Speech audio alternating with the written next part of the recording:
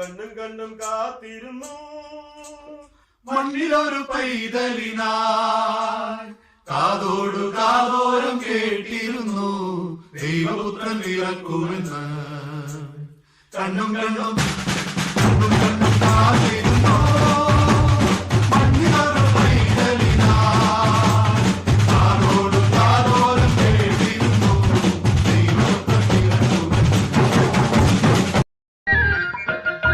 സകൃതകൃതമായ നാട്ടുകാരെ ശ്രദ്ധിക്കുക, കലാപരിപാടികൾ തുടങ്ങാൻ ആരംഭിക്കാൻ.